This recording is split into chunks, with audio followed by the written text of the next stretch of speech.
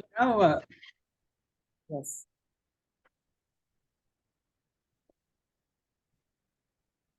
there's another army chief style embedded. Oh, yeah. The Chiefs of Staff Committee, you'll notice that there are the Yeah. So, Army sign, yeah, Navy sign, and the Air Force, this is the beautiful. Chiefs of Staff Committee. Mm. This is the older type. There must be a new one now, I don't know. Okay. But every few years, they come out with a new design. Right now, Nivedita, last time, we were talking about the way the press treated the IPKF Mm. in Sri Lanka. And I told you I spoke to Mr. Padgaonkar Mm. after my retirement, who had been at that time the chief editor of the Times of India. And he was resigning because now it was a business paper rather than a free editorial was not permitted. We got to make money. And now that means that, in fact, when we were running the elections in Sri Lanka, which I was talking about, Mm. a large number of TV people and newspapers from all over the place, from United Kingdom, from Pakistan, from Malaysia, from various countries were present to see what was happening. Okay. They were recording things on TV, large lines of people going to the election booths, Mm. in trying to interview Indian Army people. Okay. I happened to be visiting Betty Carlisle, which is in South East at that time. I visited all the sectors where the elections were going on. And in the south, on the eastern coast of Sri Lanka, is a place called Betty Carlisle. And I was there, we had a division there. In fact, it was 57 Mountain Division, which was the one that was controlling me when I was a brigadier in Mizoram. And a very great friend of mine was commanding it, General T.P. Singh, very well. And later, General Ashok Mehta, doing extremely well. They didn't have a single casualty, they had no problem. And they kept the terrorists at bay, very good elections going on. And a BBC reporter with his television set and all that saw me there, and they dashed up and said, General, we'd like to take your photograph and ask you a few questions. I said, nothing doing. You do your work, I'm doing mine. I've got no time for you. And I went away. I didn't want myself in any of the news channels other than Indian. But Indian news channels were conspicuous by their absence. They never visited Sri Lanka. They stayed in India writing nasty articles about the IPKF and about why the government has interfered in another country and all that sort of thing. Now, yeah, I agree with the free press. But what I notice is that the free press is not really free. Of course, as far as democratic nations are concerned, they are permitted to write what they like because the public is uh, fully knowledgeable of what's going on. There are two aspects of the press. One is what you report as what you see, and the other is your comments on what you report. The comment aspect comes in the comments page in the central, next to the editorial, for instance. Editorials are written the opinion of the newspaper people concerned, and then they want to run the politics they want. They all have their political desires and antagonisms. They may be supporting a particular party or they may not be. That's up to them. As Indians, we can vote for anyone we like or not vote for anyone we please. But when you're commenting, if you belong to a particular political party, you can't chastise the government in power because it doesn't happen to belong to that party, just for the heck of it. So I took exception to that. I said, whatever you report, first give the facts of the case. And if you give some comments, then you have to be reasonable in your comments, not antagonistic for everything that happens. I told you earlier that I said that to Abid Sarkar in Calcutta, and I said the same to the editors of the Times of India when I came back to India. Of course, the foreign press also does its own reporting and also makes its own idiotic comments many times. The BBC and the British press, I think, are quite antagonistic in their comments to India. You can see that for yourself. But that's part of the game. It's for us to do our duty as best we can and not bother too much about what is being said. Uh, but nonetheless, we found in Sri Lanka during the election, Sri Lankan press, BBC, Pakistani press, Malaysian press, other than China, almost everybody there, but not India. Sit in your room now. There's another comment I have about our country. According to the rule book, if you happen to take over certain areas of a foreign country for whatever purpose, either for administration or for aid or whatever, the areas that you've got captured have a large number of civilians and so on, and a lot of administration required.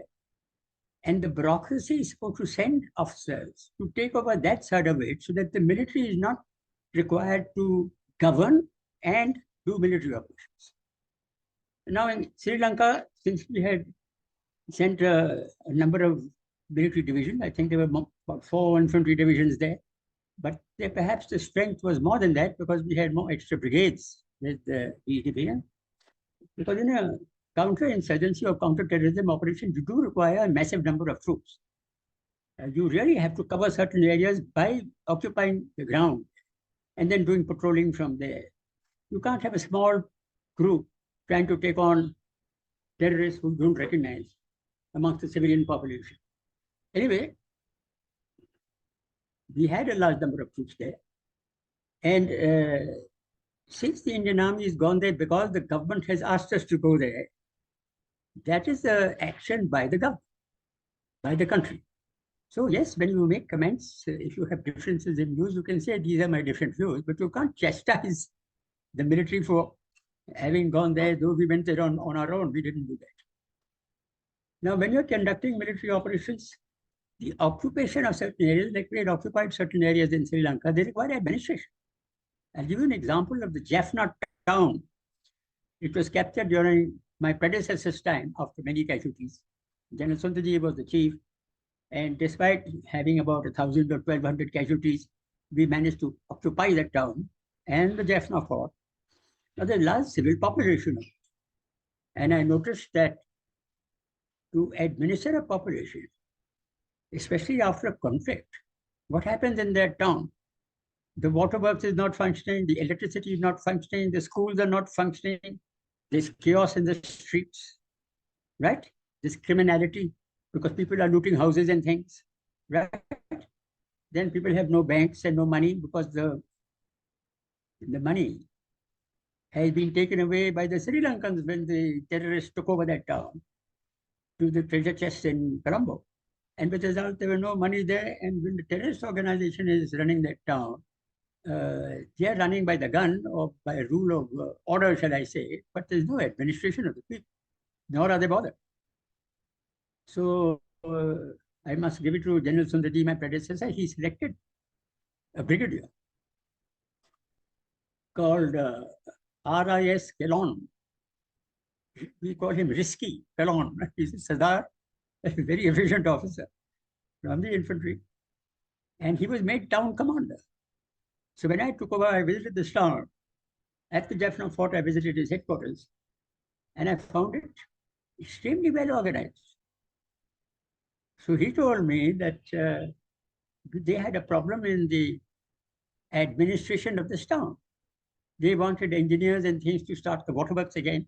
They wanted electrical engineers to start the electricity system again. Now, this is very complicated. The army engineers cannot do this. You need civilian trained people who are running large generators and large systems, which the army doesn't normally do. So he had to get all these things together to try and give some solace to the civil public who are neither terrorists nor military, yet they have to live. Then the schools are not functioning, so he had to get hold of the teachers and all that to come back to the school. They don't want to come back till they are secure in their minds that we are not going to be shot up or something. So all this was organized. And he said to me that they asked the CRPF for 2, 3 Mahila companies, women companies. Now, when the women companies came here, they managed to create some order out of the disorder in the town. The first thing is that the Sri Lankan Tamils were very impressed by the women police, who not only were very efficient, and many of them were very good looking also, but they were very firm and insisted on discipline and crime control. So with the result, within a matter of few weeks of their arrival, the company of Mahila inside Jaffna town, the streets were in order, the crime had been controlled, teachers had been encouraged to come back to, most of the teachers are women by the way, come back to their schools to start the instruction. Then the children had to be encouraged and their parents had to be encouraged to send their children to school. So once there was a little law and order in the streets, then the parents were also willing to send their children to school. So education started. Then there was a question of the banks. You have to open banks if people want money. So they approached the IPKF, and the IPKF, this is in my predecessor's time, General Sundarji's time, they asked for the bullion that belongs to Jaffna North side, held by the Colombo people, to be brought back to Jaffna so that banks could be opened and the treasuries could be opened and cash transfers could be made. All this run by Brigadier Rizki Kalon. He was, like the Lieutenant Governor of Delhi, if you like, but a much more difficult position because the bureaucracy is normally doing these things refused to come there. When I took over, I asked the Prime Minister and the Cabinet Secretary, I said, what's the problem? He said, look, we're trying to convince some of our bureaucrats to go there and take over the administration of the areas, like Jaffna town and so on. It's a very large town. In fact, it's the largest town of northern Sri Lanka, and other districts there to look after the people. These bureaucrats refused to go there. And one of the senior politicians told me in India that we offered them double their salary. Still, they wouldn't go there because they're so afraid of going into a land where they might get shot.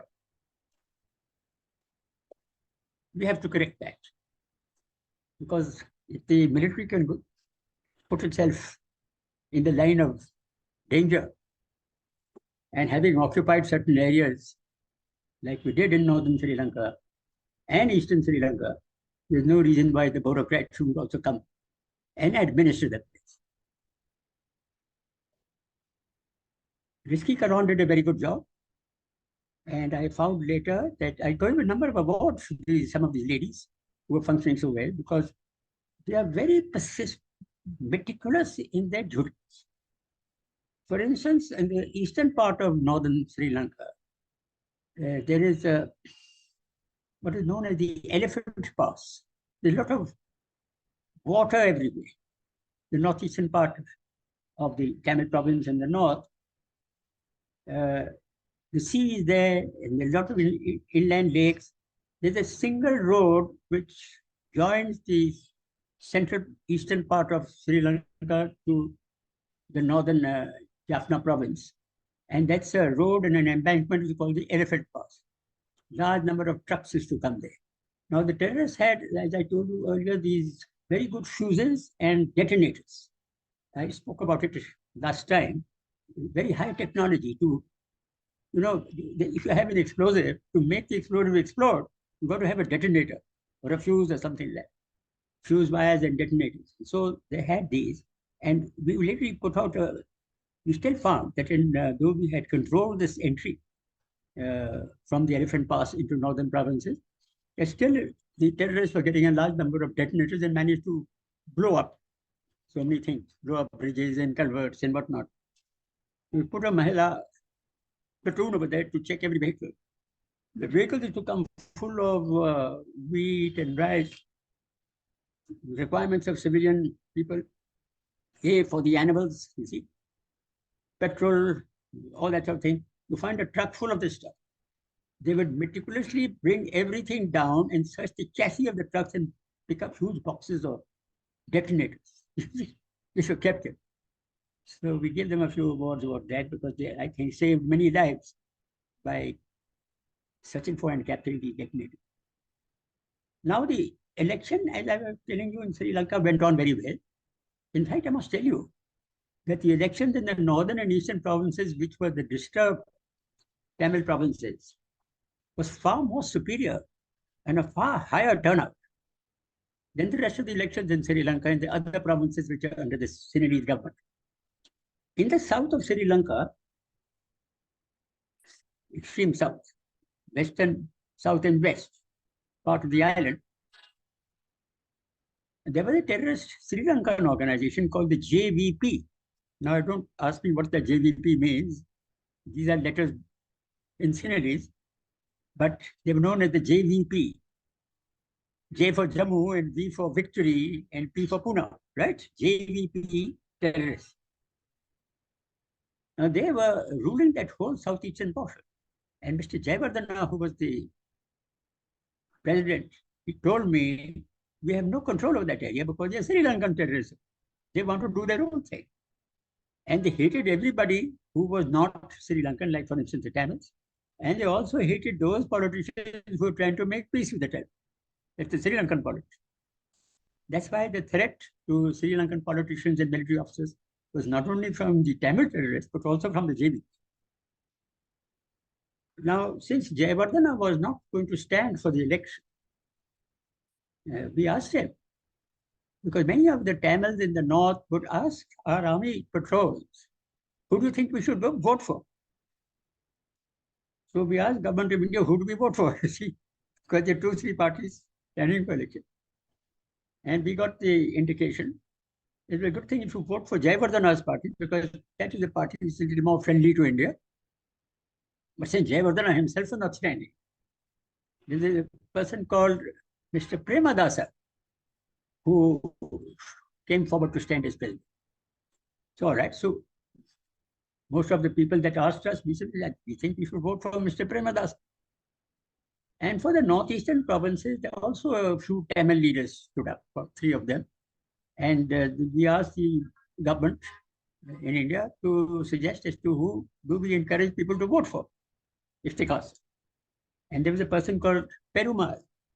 Now, I met this Mr. Perumal, a really fine Tamilian political leader, and he did not belong to the LTT, which is Prabhakaran. He belonged to the PLOT, People's Liberation Organization for Tamil Eelam. And he was a very good man, and he had, I think he had a feel for peace. So when anybody asked us, we said, well, this chap is a good fellow, so you vote for him. Now, the dichotomy here is that when the election is being run, anybody could be elected, there's no doubt. And I think Mr. Perumal got a large number of votes in the West. But India went before he could sort of take any position in Sri Lankan system of democracy. The government of India changed its stance, and he wouldn't support it. So with that, he had to be left out. Meanwhile, Premadasa got elected as the president of India, president of Sri Lanka. Now, we found that Mr. Premadasa, we got a lot of intelligence reports. He didn't like the presence of the IPKF in Sri Lanka at all. So we got information that he got into cahoots with the LTT terrorists to say, look here, you are Sri Lankan and we are Sri Lankan. Okay, you are Tamils and we are Sinhalese. Let's get together and get these Indians out of here first. Then we will settle our problems. So we noticed that they had a get-together there. Now, to get together between Sinhalese and Tamils was something that we were encouraging. But Mr. Premadasa had a feel that he should work against the IPK. In fact, I got information from our intelligence and also from our political leadership to say that when can we move out of Sri Lanka? And Mr. Rajiv Gandhi had also asked me that, look, the army's been there for almost 2 years now. It's time we got out from there. I said, I agree with you, but before the IPK can come out, we don't want to come out morose and beaten. We want to come out with flags flying, as I told you earlier. So therefore, we are running this election. Let the result of the election come. And after that, willy-nilly, whatever way the people have decided to vote, we'll slowly start withdrawing. So after the election was over, And we got all this high percentage of votes, just as I had estimated. Large number of people. In fact, we got much larger percentage of votes in northern and eastern province of Sri Lanka than the Sri Lankan government got from the remaining provinces of Sri Lanka, including the south. They hardly got about 5 or 10% turnout. Whereas, as I told you earlier, we got about 65% in Jaffna, about 90% in Trincomalee, and about 85% in Batikalo. So, all right. So we decided that once this lecture is over, we'd like to start withdrawing the IPK. Now, there were two problems of withdrawal of the IPK. You know, Nivedita, it's easy to go into a different country for military operations. If the Sri Lankan army is pretty okay, and if the LTT terrorists are also joining, let us say, their activity, then as the IPKF strength reduces, we become more and more vulnerable to attacks from the terrorists or anybody. So we noticed that the Sri Lankan military was very friendly with us. As I told you, Mr. Vanasinghe, Major General Vanasinghe was also standing in for becoming the chief. He and I were very good friends. The Navy chief had done the National Defense College course in India, the one before I did it. I did mine in 1977, he did it in 1976. He knew all the Indian officers, very friendly with us. The Air Force chief had done a number of visits to India, and he had also got many friends here. And therefore, he was very friendly with our Air Force officers, and I was introduced to him also. So all three military chiefs of Sri Lankan army were very friendly with the Indian leadership, Indian army leadership, the military leadership. So we made sure that they are not going to do any activity against the IPK. And we had told them that we are going to remove the IPK now. But we were concerned that a lot of nonsense was taking place between the political leadership of Mr. Premadasa and his association with the terrorist LTT organization. So I discussed this with my colleagues in India. We had the naval chief of India was Admiral Nadkarni. He was the chairman of the Chief of Staff Committee. And we had Air Chief Marshal S.K. Mehra, who was the air chief, and the three of us were very good friends. Now, it's interesting that in those days, there was no Chief of Defense Staff. So, yes, we have a Chief of Staff Committee, but there could be differences of view as to how to do something. And normally, if you have a Chief of Defense Staff, like we do now, he the man who coordinates the three people, as he's a permanent chairman of the Chief of Staff Committee, so we can come to some consensus. But in my days, there was no Chief of Defense Staff, so one had to be very friendly to each other to try and achieve consensus in what we are doing. Anyway, I discussed it with my colleagues, and we came to a consensus as to what we should do to prevent attacks on the IPKF as we are withdrawing and our strength becomes smaller and smaller, right? So what happened was I removed the whole brigade, let us say, by ship, which the Sri Lankans picked up, that the whole brigade has moved out back to India. And the moment we did that, we started receiving threats of attack in those areas from which we had removed troops, you see. So I informed the Sri Lankan government and others that, look, I can bring that brigade back. And if you people act funny, I mean, along with the terrorists or encourage them, we can stay on for much longer. There's no big deal. Anyway, we removed the brigade. And then as we were removing more troops from Sri Lanka back to, we were landing in Tamil Nadu, in Madras, and then going back to the respective stations, we found that this threat was increasing of attacking of our areas of where the troops quantity had been reduced. So we decided amongst our three chiefs a line of action suggested by me. And it was very simple.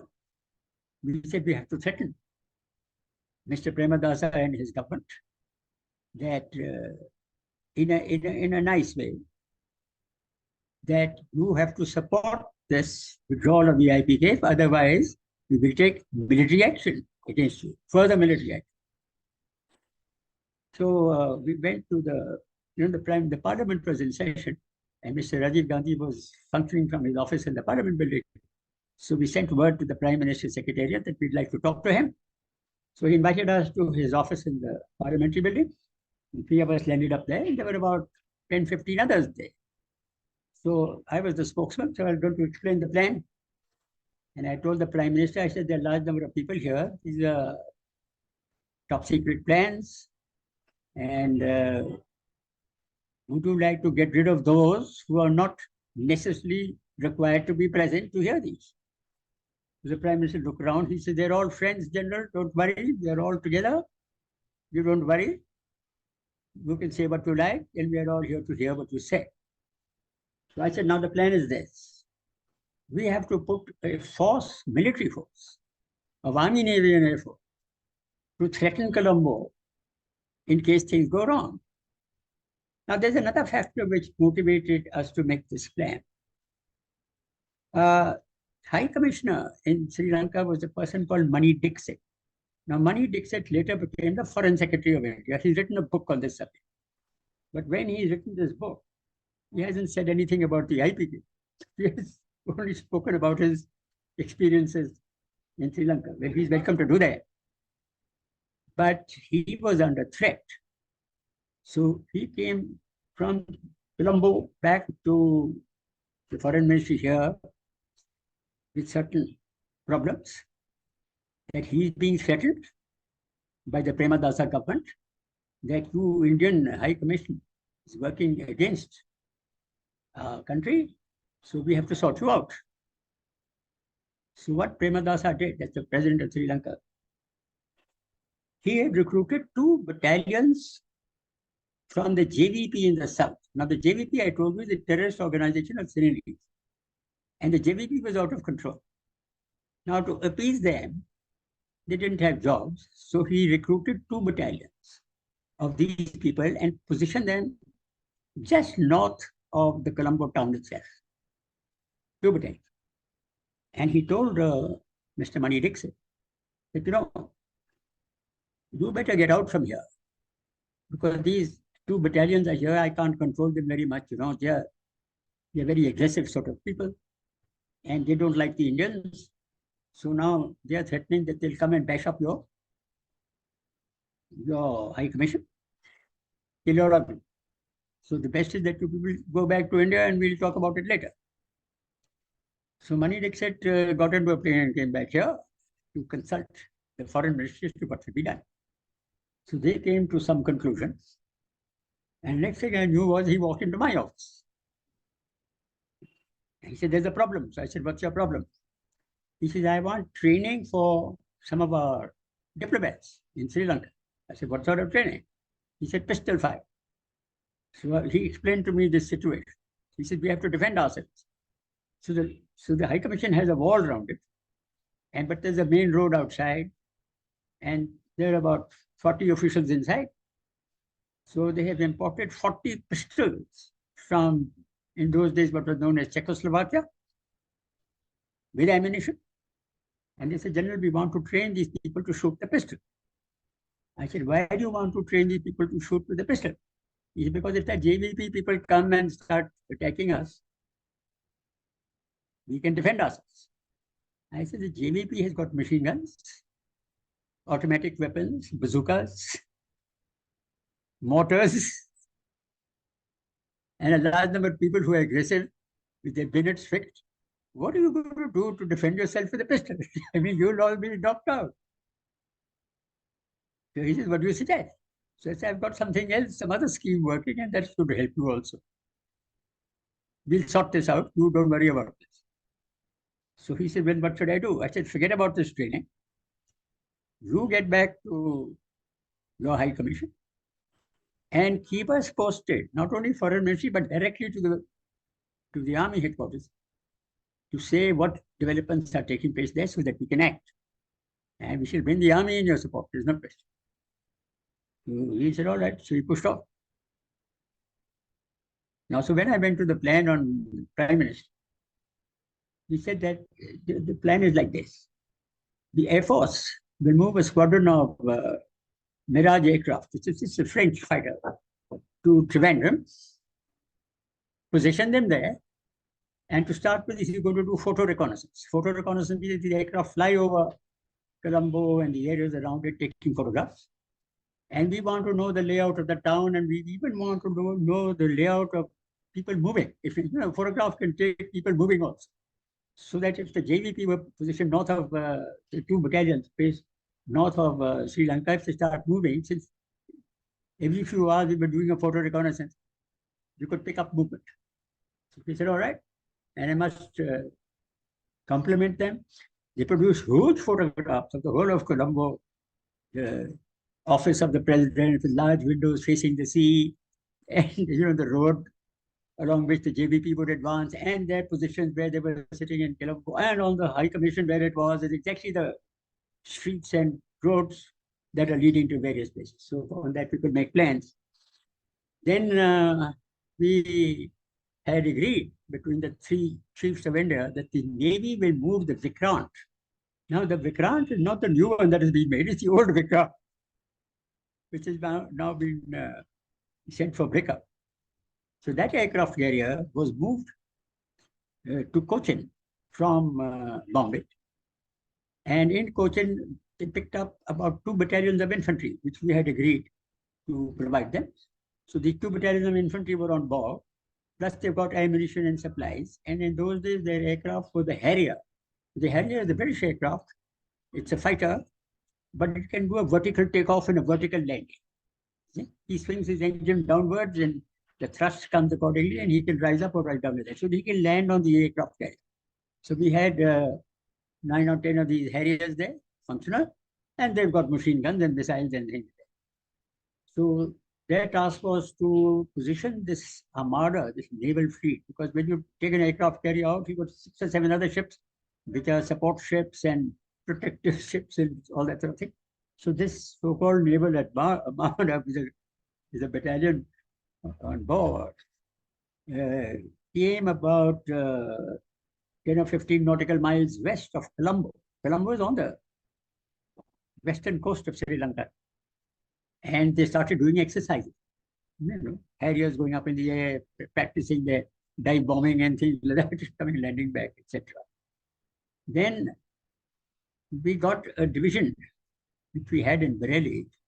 This is 6 Mountain Division ready. Aircraft were positioned on the Bareilly airfield to pick them up. And we decided we will have a parachute landing of a battalion north of Jaffna. There's an airfield north of Jaffna. No, not Jaffna, but I'm sorry, north of Colombo. It's about 20 kilometers north of Colombo, the airfield. So to land there, if necessary, if it is occupied, then with the paradrop first and then land there, and then march down, if necessary, to Colombo. Then we told the IPK to collect a division worth of troops led by a tank regiment, which we had there, 65 armored regiment, to move from Trincomalee area towards Colombo. Now this plan, the moment it gave to the Prime Minister, I found 2-3 people rushing out of the office. So I said, Prime Minister, these 2-3 chaps are rushing out of the office. What? He said, don't worry, General. They're all friends, nothing to worry about. But it was headlines in Indian press by next morning. This is what India is planning. I would rather feel. But the military mind thinks in a certain way. But I must tell you, the combination of the military mind with the political mind and the newspaper mind and the bureaucratic mind comes to perhaps a better solution than a single military mind.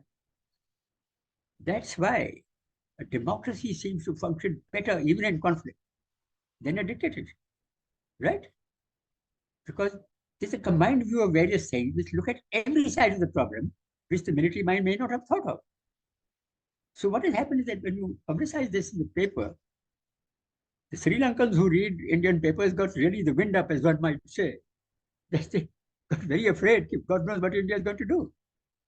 And the very fact that the division was ready to land in Sri Lanka, and the very fact that naval armada had arrived opposite Colombo, and that the IPK was preparing a division in Trincomalee area for marching on Colombo, Then we sent General Amar Kalkat. Now, he is a very persuasive man and a very genteel man, I would say. So we briefed him and he went and did his work. He met Mr. Premadasa and he told Mr. Premadasa, you see, Mr. Premadasa, here are some enlarged photographs. We are concerned about your safety in the way that you told our High Commission that you cannot control those JVP 2 battalions who are really terrorist battalions from Sri Lankan terrorists, and you are afraid that they'll go and knock up the Indian embassy. So we said, when they come from the north towards the Indian embassy, they cross your office first. Then that road then goes further southwards along the coast to the Indian High Commission, which is another couple of kilometers further south of the President's office. Now look at your large windows here, overlooking the sea. And this is coordinated very well with some of our Harrier aircraft are doing some dive bombing practice outside. You see them. If you see those aircraft, one of the missiles, if a JV person comes inside your room to threaten you, if the president of Sri Lanka will have to come to your aid. And those Harriers can shoot bullets from machine guns through these windows and kill that man before he can do anything to you. It's for your protection that we are doing this. And if the JVP starts marching down this road through Colombo, we don't even know what they're going to do to the civil population. So we can attack, we can stop them. And we will land a division on the north and a division on the east to head them off and destroy those 2 battalions of JVPs of them. So you're in a very safe hands. So I think Mr. Premadasa got the message very loud and clear.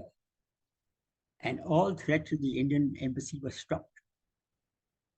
In addition, they realized that they cannot intervene with the slowly reducing manpower of the IPKF as they withdrew from Sri Lanka. So this was the sort of action to create conditions for withdrawal. Because when you're withdrawing from a country which is still antagonist politically, then as your troops get less and less, you become more and more vulnerable. The result of this was that till the last man of the IPKF left the Sri Lankan islands, there was no threat at all to us. Second point is that in the Tamil Nadu province, Mr. Karunanidhi was the